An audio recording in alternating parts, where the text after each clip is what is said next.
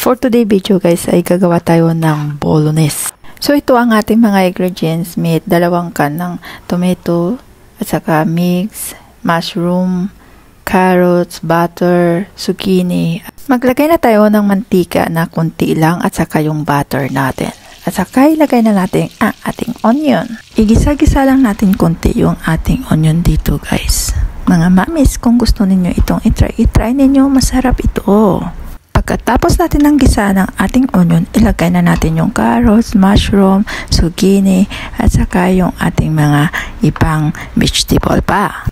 Kung makikita ninyo dito guys, ay hindi po siya talagang maraming oil o yung butter. Pero hayaan na ninyo kasi natutubig po siya. At saka ilagay na natin ang ating beef. Pagkatapos ninyo ng halo-haluin ng konti yung ating beef, at medyo luto na siya, ilagay na natin yung stock at yung asin dyan or ininor ninyo na gusto ninyong masarap yung kanyang flavor. So dahil natapos na natin panglagay ng ating stock or yung ating mga ingredients dyan guys, halu-haluin na natin hanggang magtuyo siya. Di ko na yan kinunan ng marami pang video kasi mababagot lang kayo. Kaya ni-short lang natin ito. Pagkatapos natin ng patuyo yan, ilagay na ninyo yung inyong gatas dyan, yung evap guys. Lamban ninyo itong bolognese na ito ay niluluto ito ng 4 hours guys. Hindi po ito nilalagyan ng maraming tubig.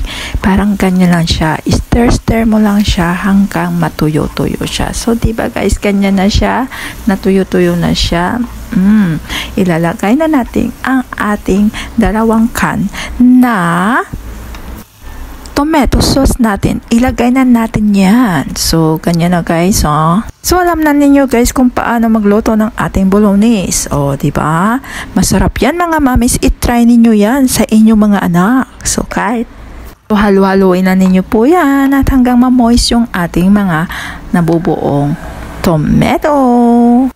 So, ito na nga guys ang ating bolognese. Ayan, tapos na. Taran! So, ganyan lang guys gumawa ng bolognese. Easy peasy pero maraming time kang gagawin. Mag-chop-chop-chop ka pa ng mga ingredients mo. At saka, time mo talaga i-invest mo dyan kasi 4 hours ng pagluluto.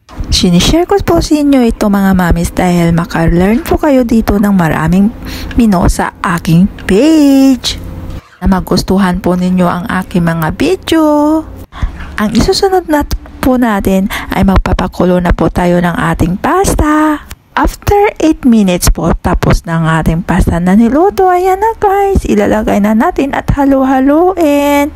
So yan na guys alam na ninyo maggawa ng bolognese at alam na ninyo na hindi talaga yan ready-made. Kami na talaga ang nagluluto ng aming pang-pasta or pang-spaghetti. Sana may matutunan po kayo sa pagluluto at ito talaga yung gustong-gusto ng aking mga amo na kinakain sa pasta at sa kanilang sauce. Tara, tikman na natin. Sarap to. Yummy! Follow for more guys at sa susunod na video na naman. Sana may matutunan kayo.